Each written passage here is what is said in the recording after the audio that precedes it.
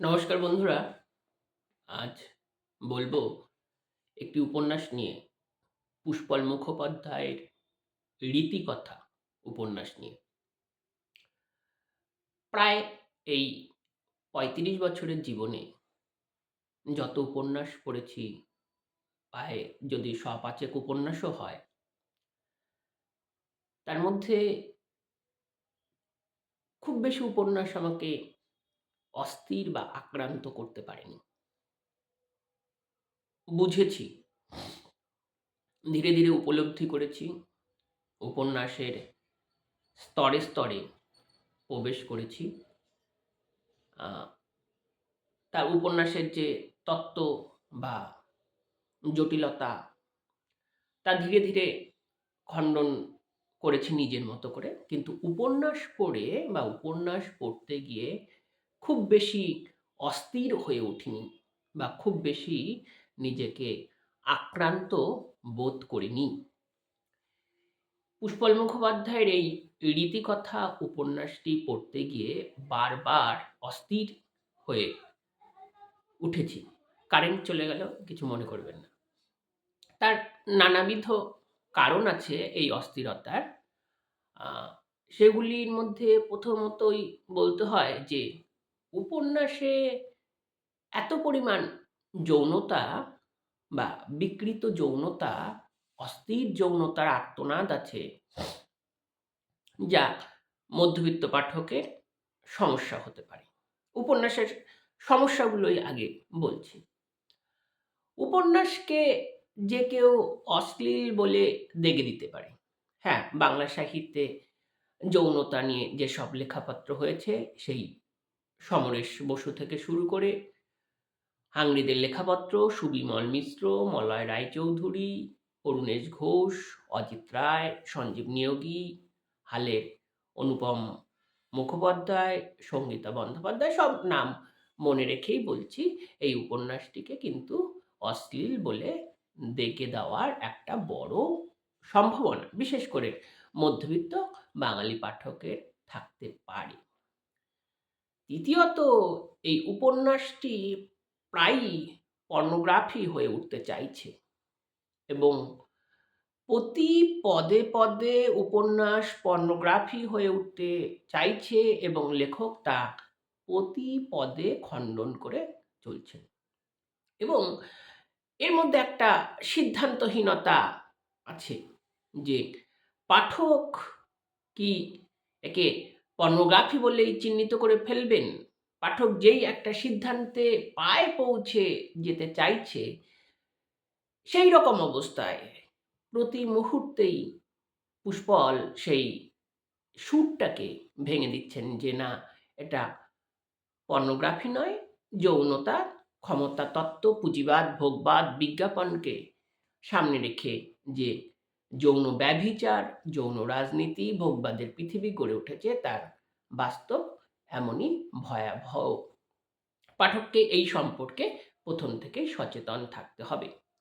উপন্যাসটির আ আয়তন দীর্ঘ, প্রায় ৫০০ পৃষ্ঠা জুড়ে, এবং আ রীতিকথা যেহেতু অর্থ গতির কথা, ফলে বিশ্বায়ন পরবর্তী যে পৃথিবী, সেই পৃথিবীর গতির কথাই এর আলোচ্য বিষয় এবং সেখানে মূলত যৌন ব্যভিচার, বিকৃত যৌনতা, লোভ, লালসা, ক্ষমতা, আকাঙ্ক্ষা মানুষকে কিভাবে ধ্বংস করে দেয়, নষ্ট করে দেয়। কোথাও ভালোবাসার সত্য নেই। এই দীর্ঘ উপন্যাসের ক্ষেত্রে পাঠক হয়তো কোথাও, কোথাও আ সমস্ত পড়ার আগেই একটা সিদ্ধান্তে পৌঁছে যেতে পারেন। কিন্তু আপনাকে শেষ পর্যন্ত পৌঁছতে হবে, না হলে আ সমীক্ষা ভুল হয়ে যাবে।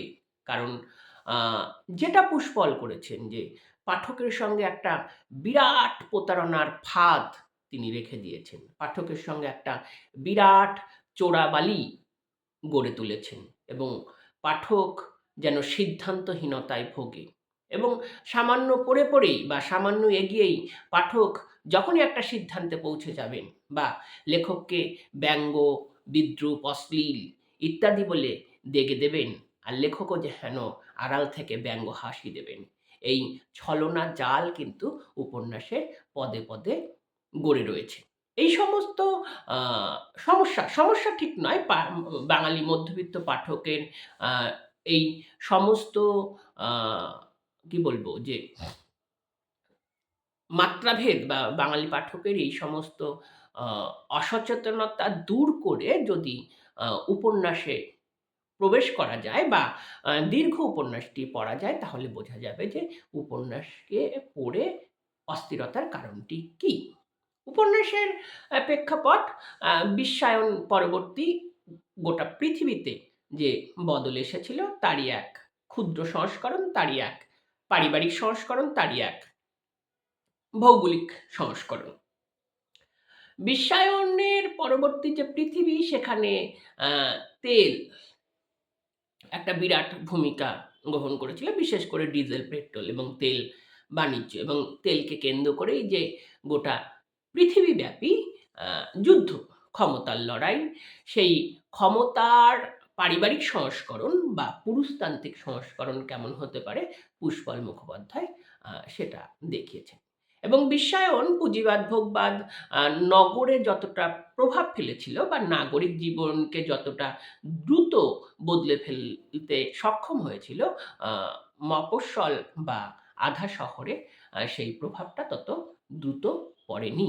ধীরে ধীরে বদল আসছিল। সেই রকমই এক আধা শহরের নায়ক নায়িকা এর কেন্দ্রবিন্দুতে সেই শ্যাম ও শিখা। এবং বারবারই বলা যেতে পারে এই উপন্যাসে কিন্তু মধ্যবিত্ত বাঙালি এবং নিম্ন মধ্যবিত্ত বাঙালি নারী পুরুষ প্রত্যেকেই প্রতারক, প্রত্যেকেই লোভী, আকাঙ্ক্ষা পরায়ণ, প্রত্যেকেই নিজের ধ্বংস নিজেই রচনা করছেন এবং কোথাও ভালোবাসা নেই। বিশেষ করে পুরুষের চোখে নারী কেবলই যৌনতার ইঙ্গিত বা যৌনতার আড়াল, এইরকমভাবে পুষ্পল উপন্যাসটি গড়ে তুলেছেন। এবং খুব চমৎকার যে উপন্যাসের নায়ক নায়িকা শিখা এবং শ্যাম নিজে ধর্ষক।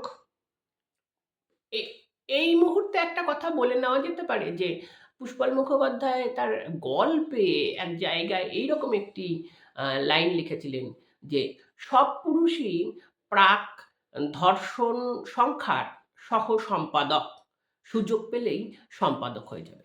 এই যে পুরুষের মধ্যে লালসা, বিশেষ করে রিপু, পুরুষের যৌন আকাঙ্ক্ষা, যা কখনো কখনো সামাজিক মূল্যবোধ, সম্পর্ক কোনো কিছুই মানতে চায় না, যা পুরুষকে এক ব্যভিচারে মত্ত করে, যা তার অবস্থানকে, তার বিবেককে লুপ্ত করে দেয়। সেই রকম এক অশোচনীয় পরিবেশের মধ্য দিয়ে, সেই মানসিক অস্থিরতার মধ্যে দিয়ে পুষ্পল তার গল্পকে এগিয়ে নিয়ে গেছেন।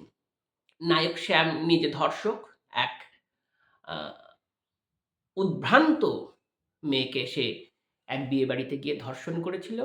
ঠিক তেমনি নায়িকা শিখা, সে নিজে ধর্ষিতা, স্কুলের শিক্ষক দ্বারা সে নিজে ধর্ষিত হয়েছিল। এই দুটি সত্য এই দম্পতি কেউ কাউকে জানায়নি। কিন্তু হুট করে গল্পটা বলতেই হচ্ছে, গল্পটার মধ্যে বাস্তব অবাস্তবের খেলা আছে এবং উদ্ভ্রান্ত বাস্তব, অলৌকিক বাস্তব, এবং ওই অলৌকিক বাস্তবকে সামনে রেখেই আমাদের লেখক বাস্তবের গল্প শোনাচ্ছেন। এবং বাস্তবের আড়ালে কত ধরনের যে উদ্ধটিকা, কত ধরনের যে অসহযোগিতা, কত ধরনের যে খনন খাদ রয়েছে, তা ধরে ধরে তিনি বাস্তবকে স্পষ্ট করছেন। বাস্তবের আড়াল আর অবাস্তবের বাস্তব নিয়ে এই উপন্যাস প্রতি পদক্ষেপে পাঠককে বিভ্রান্ত করে চলে। এই দম্পতি শ্যাম আর শিখা যৌন সংগ্রামে লিপ্ত হয়ে একদা জেনেছিল যে শিখার নাকি যৌন সংগ্রামে লিপ্ত হবার পর পেট্রোল পেচ্ছাপ হয়। আসলে সেটা ছিল পুরোটাই বিভ্রান্তি। তার কারণ পুরুষের যে রিপু পুরুষের যে যৌন উত্তেজনা বা তাড়না প্রতি পদক্ষেপেই, প্রতি দৃশ্যেই, প্রতি সময়েই আ নারীকে মেপে নেওয়া, নারীর যৌন অঙ্গ বা যৌন সৌন্দর্য দেখে নেওয়া, সেইরকমই এক পরিস্থিতিতে শ্যাম জানলা দিয়ে তার প্রতিবেশীর সৌন্দর্য দেখছিল। সেখান থেকে স্ত্রী বিভ্রান্ত হয়ে বলেছিল যে তার নাকি পেট্রোল পেচ্ছাপ হয়। এই পেট্রোল পেচ্ছাপ শ্যামকে উন্মাদ করে তোলে। যেহেতু পেট্রোল বিক্রি করলেই পয়সা হবে। তার আগের প্রেক্ষাপটে আছে যে শ্যাম এক হচ্ছে তোমার বাইক মিস্ত্রি, উম একেবারেই গ্রামে বাড়ি, সেখানে পেট্রোল পাম্প বন্ধ হয়ে গেছে, সেখানকার দোকানদার তেল বিক্রি করে। শ্যাম শহর থেকে আসার সময় কিছু তেল নিয়ে আসে এবং তেল বিক্রি করে তারা ভেবেছিল যে তাদের আটপৌর জীবন ধীরে ধীরে বড়লোক করে তুলবে। কিন্তু যেই না শ্যাম জানলো যে যৌন সংগ্রামে লিপ্ত হলেই স্ত্রীর পেট্রোল পেচ্ছাপ হয়, এই উদ্ভ্রান্তি বাস্তব, অবাস্তবকে তাকে লোভের তাড়নায় বারে বারেই যৌন সংগ্রামে লিপ্ত করে ফেলে।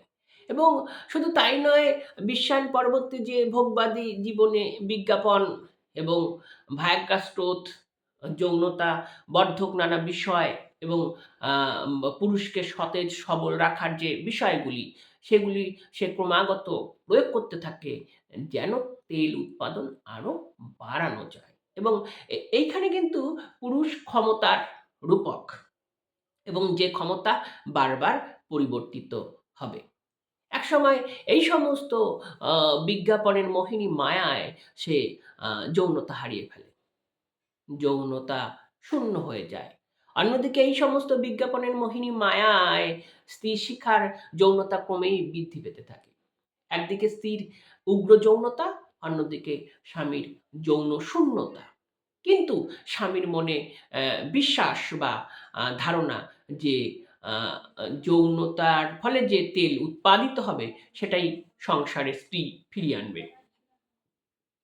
ফলস্বরূপ সে অন্য পুরুষদের ধীরে ধীরে স্ত্রীর সঙ্গে যৌনতায় লিপ্ত করে এবং সে নানা চিকিৎসাপত্র করায় এবং তার মধ্যে দিয়ে আধুনিক সময়ের যে সমস্যা, চিকিৎসা বিজ্ঞানের ফাঁক ফোকর এবং এই যে যৌন চিকিৎসার যে নানা পদ্ধতি, নানা ব্যবসা, নার্সিংহোম, তাকে কেন্দ্র করে মানুষের যে প্রতারণা, সেখান থেকে কবিরাজি চিকিৎসা, গুণিন, সেখানকার যে প্রতারণা, এই প্রতারণার মধ্য দিয়ে সময়ের ব্যভিচার যেমন নির্মাণ করে চলেন লেখক, ঠিক তেমনি নিজস্ব স্ত্রী তার হাতের বাইরে চলে যেতে থাকে। এক বিকৃত যৌনতা, উদ্ভ্রান্ত যৌনতা, পুরুষের ক্ষমতাকে কেন্দ্র করে নারী পুরুষের অধিকারের লড়াই কত ভয়াবহ হতে পারে তা লেখক দেখিয়ে চলেন। এবং শ্যাম শহরে কাজ করে, সেখান থেকে গ্রামে সে রাতে ফেরে, ফলত সে স্ত্রীকে শহরের এক বাড়িতে কাজ নেয়। সে ভেবেছিল মধ্যে দুপুরে গিয়েও একবার সঙ্গমে লিপ্ত হয়ে আরও কিছুটা তেল উৎপাদন করবে। এই করতে গিয়ে বাড়ির মালিকের চোখে একদিন ধরা পড়ে যায়। বাড়ির মালিক পলাশ বোস, সেও যৌনতার সুযোগ নেয় এবং নব্য ধনতান্ত্রিক অর্থনীতিতে নব্য বেশ্যাতন্ত্র কিভাবে গড়ে ওঠে সেইটা লেখক বড় অদ্ভুত এবং চমৎকার করে দেখাচ্ছেন। এবং প্রতি পদক্ষেপে এত বিকৃত আর্তনাদ, পুরুষের লোভ, লালসা, ক্ষমতা নারীকে কিভাবে ব্যবহার করছে, প্রতি পদক্ষেপে যে বিষয় বিন্যাসে এবং যে কোলাহলে, যে উত্তেজনায় এবং একটি নির্ধারিত সত্য গড়ে তুলে পাঠক যখনই একটা সিদ্ধান্তে পৌঁছে যাচ্ছে, তখনই সেই সিদ্ধান্ত থেকে পাঠককে ডুবিয়ে দিয়ে আবার নতুন সত্যে, আবার একটা নতুন বাক্যে পৌঁছে দেওয়া, তার যে নানা রকম ফের দেখি এবং সমস্তটার মধ্যেই যৌন হয়রানি, যৌন লাঞ্ছনা, ধর্ষণ, খুন, উন্মাদনা, তা এক পৈশাচিক সত্যের জন্ম দেয়। এই করে করে শ্যামের স্ত্রী শিখার জীবনে একসঙ্গে প্রবেশ করে যায় ৫ পুরুষ। পলাশ বোস, কানাই মণ্ডল, বাদল বসাক, মুগুরধন সিনহা রায়, এইরকম লোকজন। এবং এদের মধ্যে মাফিয়া মুগুরধন সিনহা রায়, এর মধ্যে শিক্ষিত মধ্যবিত্ত পলাশ বোস, উচ্চ ব্যবসায়ী বাদল বসাক, নেতা কানাই মণ্ডল, এই যে ইত্যাদি চরিত্রগুলির যে বর্ণনা বা তাদের যে সামাজিক অবস্থান, সেই সামাজিক অবস্থান থেকে প্রত্যেকেই যৌনতায় ডুবে যায় এবং শিখাকে নিজের করে পেতে চায়। মহাভারতের সেই দ্রৌপদীর মতো করে এই ৫ পুরুষ আকাঙ্ক্ষায় ক্ষমতা লাভের মধ্যে নিজেদের মধ্যেই সংঘর্ষ শুরু করে। একে অপরকে চোখ রাঙানি, একে অপরকে ভয় দেখায়। পরে মধ্যস্থতা হয় যে ৫ জনই পরপর ভোগ করবে। একদম পুরোটাই বিকৃত যৌনতা।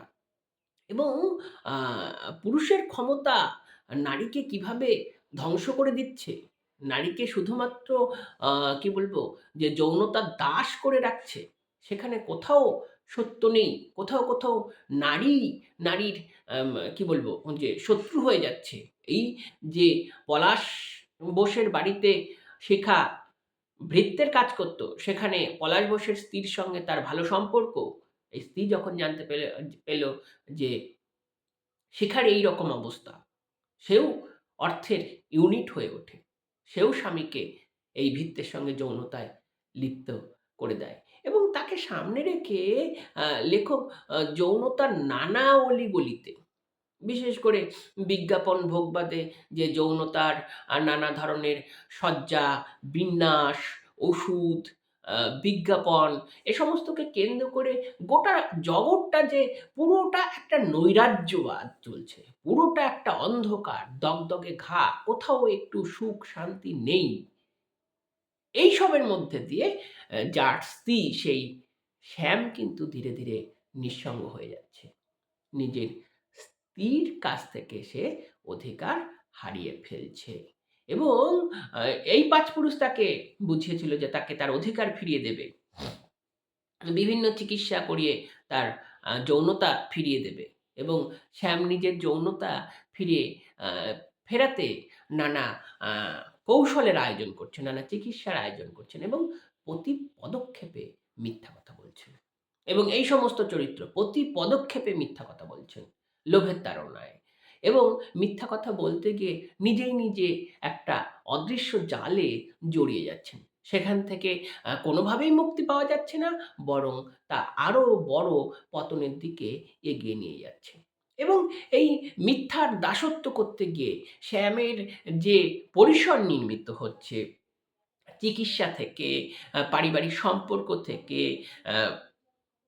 যেখানে কাজ করে সেখানকার সম্পর্ক থেকে, তাদের বন্ধু-বান্ধবদের সম্পর্ক থেকে, তার স্বপ্ন, মোহ, আকাঙ্ক্ষা সমস্ত মিলেই একটা নিদারুণ কোলাহল এবং শ্যাম, শিখা কেউই প্রতিবাদ করতে পারছে না। তারা স্বপ্নে প্রতিবাদের কথা ভাবছে, স্বপ্নে এ জীবন থেকে পালিয়ে অন্য জীবন শুরু করার কথা ভাবছে, কিন্তু বাস্তবে আবার অত্যাচারিত হচ্ছে। এবং অজস্র চরিত্র, অজস্র প্রেক্ষাপট, গ্রাম শহরের অজস্র কোলাহলে লেখক দেখাচ্ছেন যে যৌন রাজনীতির এই বিভীষিকা কত প্রখর এবং চারিদিকে ধর্ষণ চলছে, চারিদিকে ক্ষমতার বিন্যাস চলছে। উঁচু উঁচু ফ্ল্যাট, নার্সিংহোম গড়ে তুলছে, পুলিশও সুযোগ পেলে ধর্ষণ করছে। কোথাও মানুষের বাঁচার এতটুকু পরিসর নেই। কেউ প্রতিবাদ জানাচ্ছেন, বিশেষ করে কোনো নারী, দরিদ্র নারী অত্যাচারিত হতে হতে সেই বৈশাখী আরও একটি মেয়ে, তারা নিজেরাই বেরিয়ে আসতে চেয়েছে এবং এত আর্তনাদের মধ্যে কোথাও যে পরিসর নেই তা নয়, আছে। রেজা বা রাজা মণ্ডল নামে এক চরিত্র, যে শিখার প্রথম বন্ধু বলা যেতে পারে, বা শিখার জীবনে ১ম যৌন উত্তেজনা জাগিয়েছিল, যে সেটা কিন্তু ভালোবাসারই এক নামান্তর। লেখক অদ্ভুতভাবে দেখাচ্ছেন যে ভালোবাসার সঙ্গে যৌনতার সম্পর্ক আছে, সেটা পবিত্র। কিন্তু যেখানে ভালোবাসা নেই, শুধুমাত্র কাম, উত্তেজনা, নারীকে ভোগ করা, সেটা পাপ। এই পাপবোধ আ বেশিরভাগ মানুষেরই নেই। ফলে তারা একটা বিকৃত কামনায় নারীকে ধ্বংস করে চলছে। অথচ সেই রেজা, যে পরবর্তীতে ধর্ম পরিবর্তন করে রাজামণ্ডল হয়েছিল, যে আ গ্রাম থেকে চলে গিয়েছিল, একজনকে হত্যা করে, সেই আ রেজা অন্য জায়গায় গিয়ে নতুন করে জীবন সংগ্রাম শুরু করেছে। সেখানকার জেলে মাঝিদের নিয়ে আন্দোলন করা, বিপ্লব করা, পথ নাটক করা, যাত্রা করা ইত্যাদির মধ্যে দিয়ে নতুন স্বপ্নের ইস্তেহার গড়ে তুলছে। এবং এই সমস্ত শিখাকে ভাবিয়েছে, এবং শিখা শেষ পর্যন্ত আ তাদের এই ৫ পুরুষকে আগুনে পুড়িয়ে চলে গিয়েছিল। উপন্যাসটি বিরাট পরিসর। সমস্তটা হয়তো এখানে বলা সম্ভব নয়।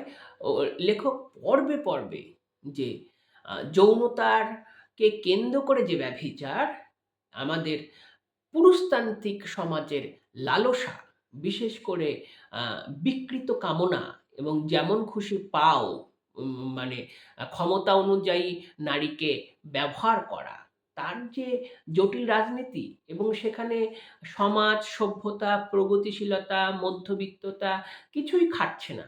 সকলেই আ সকলেই চাইছে যে সুযোগ পেলেই ফ্রিতে যদি একটু যৌন উত্তেজনা নেওয়া যায়। এইরকম যে এক ব্যভিচারী সময়, যার মধ্যে প্রশাসন, পুলিশ, রাষ্ট্র সকলেই নীরব দর্শক, এবং সকলেই আরো বড়, বড় এই যৌন উত্তেজনার আয়োজন করে দিচ্ছেন।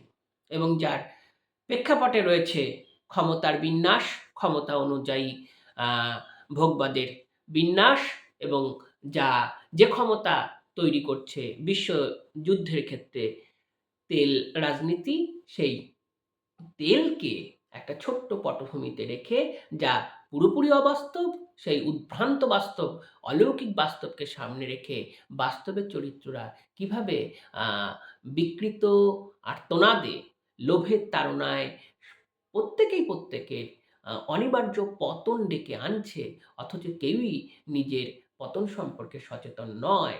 যেখানে কোথাও আলো নেই, সমস্তটাই অন্ধকার। সেই অন্ধকারে বেঁচে থাকা নারী পুরুষের, বিশেষ করে আ নিম্ন মধ্যবিত্ত মানুষের, যাদের হাতে ক্ষমতা নেই, তাদের আর্তনাদ কত প্রখর, তাদের আর্তনাদ কত আ আ কি বলবো, যন্ত্রণাময়, এবং আ যেখানে সেখানে নারী বিনা কারণেই ধর্ষিত হয়ে যাচ্ছে। কোথাও প্রতিবাদ নেই, কোথাও সংগঠিত আ মিছিল নেই, কেউই কাউকে রক্ষা করছে না। এইরকম একটা ব্যভিচার, তার মধ্যে দিয়ে লেখক এই বয়ানকে এগিয়ে নিয়ে গেছেন। এবং রীতিকথা যেহেতু গতিজাড্য, গতির আখ্যান, ফলে এই ৫০০ পৃষ্ঠার ক্ষেত্রে, উপন্যাসের ক্ষেত্রে ভাষাও সেইরকম গতিরই ভাষা আবিষ্কার করেছেন, এবং সময়ের ভাষা, বিষয় অনুসারে আ এই যে যৌন রাজনীতি, সেখানে আ আমাদের খিস্তি খেউড়ের যে অনিবার্য প্রসঙ্গ, বা কলকাতা সংলগ্ন অঞ্চলের যে ভাষা, সেই ভাষার মধ্যে লেখক একাধিক চিত্রকল্প, উপমা, এবং আ বিষ বিষয়কে পুরোপুরি আঁটো-সাঁটো না করে, কোথাও হাস্যরসে, কোথাও আ অবাস্তবের মধ্যে বাস্তব, কোথাও বাস্তবের মধ্যে অবাস্তব মিশিয়ে দিয়ে, কোথাও অলৌকিকতা গড়ে দিয়ে, কোথাও বা আবার আ অতিরিক্ত ব্যঙ্গ, শ্লেষ, হাস্যরসের মধ্যে দিয়ে চরিত্ররা একে অপরকে কাউন্টার করে নিজেদের অবস্থান জানান দিচ্ছে। এবং এই উপন্যাসের যে নায়ক, বা বিশেষ করে আ চরিত্ররা, সকলেই প্রতিষ্ঠা পেতে চায়, সকলেই বড়লোক হতে চায়। কিন্তু কেউই প্রতিষ্ঠা পাওয়ার, বিশেষ করে শ্যাম প্রতিষ্ঠা পাওয়ার পথ জানে না। ফলত সে ধীরে, ধীরে নিঃসঙ্গ হয়ে যায়, এবং এই নিঃসঙ্গতার বড় কারণ তার যৌনতা হারিয়ে যাওয়া, এবং বারবার সে যৌনতা ফিরে পেতে চেয়েছিল। ভোগবাদী সমাজ আ উম বা ভোগবাদী চিকিৎসা তাকে বারবার ব্যবহার করেছে। কোথাও সুফল হয়নি। ফলে সমাজ সভ্যতা থেকে সে বারবারই হারিয়ে যাচ্ছে এবং স্বামী হয়েও সে অন্য পুরুষদের কাছে ক্রীতদাস হয়ে যাচ্ছে। এইরকম এক আ বিভ্রান্তিকর অবস্থার মধ্যে দিয়ে নারী পুরুষের আর্তনাদ, বিশেষ করে যৌনতাকে কেন্দ্র করে সামগ্রিক পরিসরের যে দোলাচলতা, সামগ্রিক পরিসরের যে সংকট এবং সময়ের যে অন্ধকার, কত কি বলবো? যে অস্থিরতার জন্ম দেয়, তা লেখক বড় চমৎকারভাবে দেখিয়েছেন। আপনারা পড়ুন, উপন্যাসটা আশা করি ভালো লাগবে।